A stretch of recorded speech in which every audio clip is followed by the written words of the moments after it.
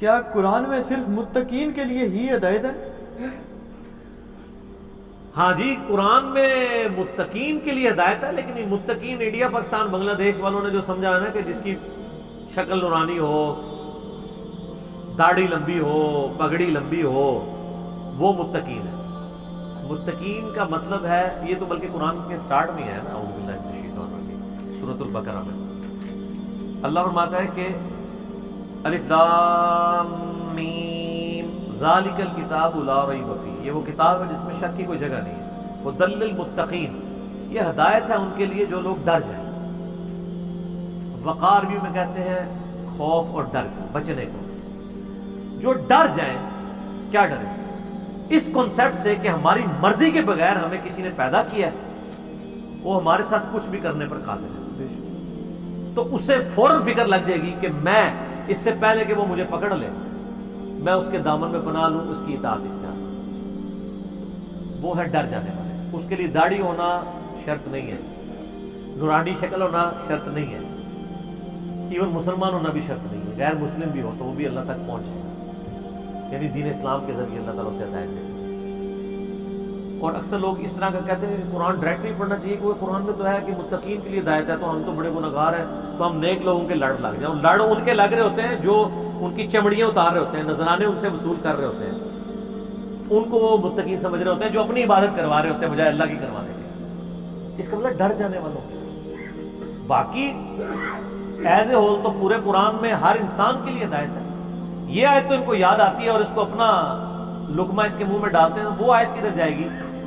شہر رمضان الذی انزل فیہ القرآن ھدی للناس، رمضان کا مہینہ وہ ہے جس میں قرآن نازل ہوا، پوری انسانیت کے لیے ہدایت ہے۔ وبینات من الہدی، اور اس میں ہدایت کی روشن دلائل ہے، والفرقان، اور وہ حق اور باطل میں تمیز کرنے والی کتاب ہے۔ وہاں تو ھدی للناس آیا، ھدی للمتقین یا پیر فقیر یا بزرگان دین تو نہیں آیا۔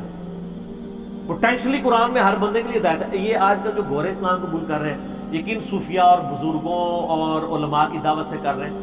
علماء کی تقریریں تو سننے کے لیے آپ کے مسلمان تیار نہیں ہیں، دوسری زان میں پہنچ رہے ہوتے ہیں، تو گورا ویل ہے جو انہوں نے تقریریں سن کے مسلمان ہو گئے قرآن پڑھنے سے، کیونکہ قرآن ھدی للناس ہے اور ھدی للمتقین، وہ گورے ھدی للمتقین بن جاتے ہیں، پرپز آف لائف کو تلاش کرتے ہیں، گاڈ تک پہنچ جاتے ہیں۔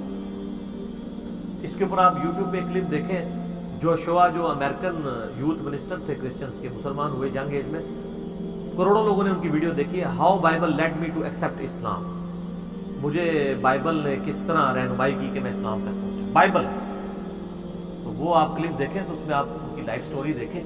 جو ھدی للمتقین، جو تقوی رکھنے والے لوگ ہیں، اللہ سے ڈرنے والے ہیں، وہ کہیں بھی ہیں اللہ تک پہنچ جاتے ہیں۔ اور پھر ان کی اللہ تعالیٰ نے نشانی بتائی ہے، پہلی نشانی یہی ہے، الذین یؤمنون بالغیب، وہ ایمان لاتے ہیں بغیر دیکھی ہوئی چیزوں کے اوپر۔ کیا مطلب؟ کہ وہ یہ کہتے ہیں جو کچھ ہو رہا ہے نا، یقیناً دنیا میں تو کوئی کام خود بخود نہیں ہو رہا، ایون ہم بھی جو کام کرتے ہیں وہ خود، یعنی اگر کوئی شخص کہے نا آپ کو یہ بال پوائنٹ خود بن گیا، تو بیوقوف آدمی بھی آپ کی یہ بات نہیں مانے گا، کہے گا یار اس کے اندر سیاہی ہے، سپرنگ لوڈڈ ایک پورا ایک اس کے اندر سسٹم ہے، پھر پلاسٹک ہے، اور اس کی ایک مینیجیبل فارم ہے۔ یہ مینیجیبل فارم خود کیسے بن سکتی ہے؟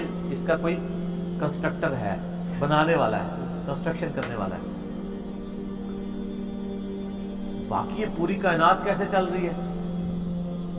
اب اس کو بنانے والا تو آپ کو نظر آتا ہے، کائنات کا بنانے والا، اور اس کا ہر سسٹم آرگنائز طریقے سے ہارمونی سے چلانے والا نظر نہیں آتا، وہ ہے غیب میں۔ تو وہ لوگ جو ڈرنے کے بعد اس رزلٹ پہ پہنچ جاتے ہیں کہ یہ اتنا جو سیکوینس ہے، نظام چل رہا ہے، یہ بغیر کسی کے چلائے ہوئے نہیں چل رہا، اگرچہ وہ میرے سامنے نہیں ہے لیکن ہے ضرور چھپا ہوا مجھ سے، اور وہی ہے الذین یؤمنون بالغیب، وہ غیب پہ ایمان لاتے ہیں۔ ڈرنے کے بعد ظاہر ہے وہ فوراً اس رزلٹ پہ پہنچتے ہیں کہ بھائی یہ کسی نے سسٹم بنایا ہے، کوئی ہے جو میری مرضی کے بغیر میرے دل کو روزانہ 1,00,000 دفعہ دھڑکڑوا رہا ہے، اور 10,000 لیٹر خون روزانہ کا پمپ کروا رہا ہے، اور 23,000 دفعہ میرے پھیپڑوں کو سانس اندر اور اتنی دفعہ باہر نکال رہا ہے، اور 12,000 دفعہ میری آنکھوں کو جھپکنے کے اوپر اس نے معمور کیا ہوا ہے، اور 25 دفعہ روزانہ میرے گردوں کو ڈائلیسس کے اوپر لگایا ہوا ہے اس نے۔ یہ تو میرا ایک ٹاپک ہے، میں گھنٹوں اس کے اوپر فل بدی سائنٹیفک فیکٹس پہ بول سکتا ہوں، میرا یوٹیوب پہ ایک ویڈیو ہے who is Allah in the light of latest scientific facts, Urdu میں 1.25 گھنٹے کی گفتگو ہے، اللہ کون ہے جدید سائنسی حقائق کی روشنی میں، وہ آپ دیکھ سکتے ہیں۔ تو دل المتقین سے مراد یہ ہے کہ جو ڈر جاتے ہیں، تو جو ڈر جاتے ہیں وہ اللہ تعالیٰ تک پہنچ جاتے ہیں، اور جو جری ہوتے ہیں وہ نہیں پہنچتے۔ اور اس میں آپ کو ایک بڑی الارمنگ چیز بتاؤں، قرآن حکیم میں صرف اسی کے لیے ہدایت ہے جو ڈر جائے، اور جو نہ ڈرے وہ ہزاروں انبیاء بھی آ کے اسے سمجھائیں، اسے ہدایت نہیں ملے گی۔ حتیٰ کہ اللہ کے محبوب صلی اللہ علیہ وآلہ وسلم کو درجنوں جگہ قرآن میں اس بات کے اوپر ابھارا گیا ہے کہ آپ کا کام صرف دعوت دینا ہے، اور دعوت آپ نے اس کو دینی ہے جو ڈرے، اور جو نہیں ڈرتا اس کو چھوڑ دینا ہے۔ سر فذکر بالقرآن من یخاف وعید، اے نبی قرآن سے نصیحت اسی کو کرے جو اللہ کی دھمکی سے ڈرتا ہے، جو نہیں ڈرتا اس کو آپ نے کہنا بھی نہیں۔ اللہ کتنا بے پرواہ ہے، اللہ کو پرواہ ہی کوئی نہیں۔ پھر اللہ تعالیٰ فرماتا ہے سَيَذَّكَّرُ مَن يَخْشَىٰ فَذَكِّرْ إِن نَّفَعَتِ الذِّكْرَىٰ، اے نبی نصیحت کرے صلی اللہ علیہ وسلم، بے شک نصیحت ان نفعات الذکر، اور نصیحت تب کریں جب آپ کو یہ پتا ہو کہ اس کا کوئی فائدہ بھی نکلے گا۔ اگر نصیحت کرنا فائدہ دے، سَيَذَّكَّرُ مَن يَخْشَىٰ، نصیحت اس کو کریں جو ڈر جائے، وَيَتَجَنَّبُهَا الْأَشْقَىٰ، اور جو بدبخت بنا ہوا ہے، بات سننے کے لیے تیار نہیں ہے، اس کو چھوڑ دیں۔ الَّذِي يَصْلَى النَّارَ الْكُبْرَىٰ، اس کو تو ہم اس بڑی آگ پہ پیش کریں۔ ثم لا يموت فيها ولا يحيا، پھر وہ اس آگ میں نہ زندوں میں ہوگا نہ مردوں میں ہوگا۔ تو اللہ تعالیٰ تو نبی اسلام کو بار بار کہتا ہے کہ آپ نے صرف اس کو سمجھانا ہے جو بات مانے، جو نہیں مانتا چھوڑ دیں، صرف وما علینا الا البلاغ۔ حتیٰ کہ سورہ بقرہ میں ہے نبی ہم آپ سے نہیں پوچھیں گے لوگ دوزخ میں کیوں پہنچ گئے، کہ آپ کو پیغمبر بنا کے بھیجا تھا تب بھی لوگ دوزخ میں چلے گئے، نہیں پوچھیں گے۔ اچھا حضور علیہ السلام تو اس خواہش میں رہتے تھے لوگ بات قبول کر لیں، اللہ فرماتا تھا نہیں، سیریس نہیں لینا اس مسئلے کو، ٹینشن نہیں لینی، صرف بات کرنی ہے۔ وَلَعَلَّكَ بَاخِعٌ نَفْسَكَ عَلَىٰ آثَارِهِمْ إِن لَّمْ يُؤْمِنُوا بِهَٰذَا الْحَدِيثِ أَسَفًا، سورۃ الکہف کے سٹارٹ میں، اے نبی اپنے آپ کو اس غم سے ہلاک کر لو گے کہ لوگ دین قبول نہیں کرتے، اس کتاب کے اوپر ایمان نہیں لاتے، آپ اپنے آپ کو اس غم سے ہلاک کر لو۔ کتنا خطرناک ہے۔ طٰہٰ مَا أَنزَلْنَا عَلَيْكَ الْقُرْآنَ لِتَشْقَىٰ، اے نبی قرآن اس لیے نازل نہیں کیا آپ مشقت میں پڑھ دیں، إِلَّا تَذْكِرَةً لِمَن يَخْشَىٰ، یہ تو صرف اس کے لیے نصیحت ہے جو ڈر جائے۔ سر یہ مضمون کتنا اور لک ہے، یہاں مولوی تو گھوٹ کے آپ کے اندر ایمان داخل کرنا چاہتا ہے، اور وہ اللہ تعالیٰ کو معاذ اللہ اس طرح پریزنٹ کرتا ہے کہ اللہ تعالیٰ نعوذ باللہ بھیک مانگ رہا ہے کہ اسے مانا جائے، حالانکہ بات اس کے بالکل الٹ ہے۔ اللہ کہہ رہا ہے ماننا ہے مانو، نہیں ماننا دفع ہو جاؤ، دوزخ میں جاؤ۔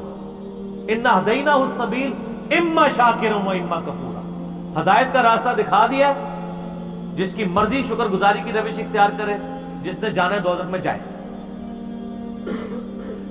کفران نعمت کرنا ہے کرے، لیکن ہدایت اسی کو دوں گا۔ وَالَّذِينَ جَاهَدُوا فِينَا لَنَهْدِيَنَّهُمْ سُبُلَنَا، جو لوگ ہماری راہ میں کوشش کریں گے ان کے لیے راہیں کھلیں گی، کیونکہ کائنات کا سب سے بڑا فیصلہ جس ٹکٹ کے اوپر ہونے والا ہے نا، جنت کے ٹکٹ پہ، وہ جنت کا ٹکٹ ایمان ہے۔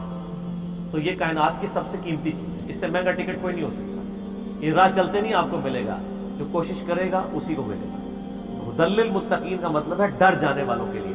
لوگوں نے کیا پرہیزگاروں کے لیے، پرہیزگاروں سے فوراً ہمارے ذہن میں نا اپنے محلے کا مولوی آ جاتا ہے، اس لیے کہ ہم نے اس کی مسجد والی لائف دیکھی ہوتی ہے، گھر کی لائف نہیں دیکھی ہوتی، اندر کھانے کی لائف۔ مدل للمتقین کا تو مطلب ہی کچھ تھا، اور ڈر جانے والوں کے لیے جو غیب پر ایمان لاتے ہیں، اور جب غیب پہ ایمان لے آتے ہیں کہ یہ اللہ کے کرنے سے ہو رہا ہے، پھر باقی وہ اللہ کی راہ میں خرچ بھی کریں گے، جیب بھی ڈھیلی کریں گے، اس کی عبادت بھی کریں گے، وہ اگلی صفات تو بعد میں آئیں گی۔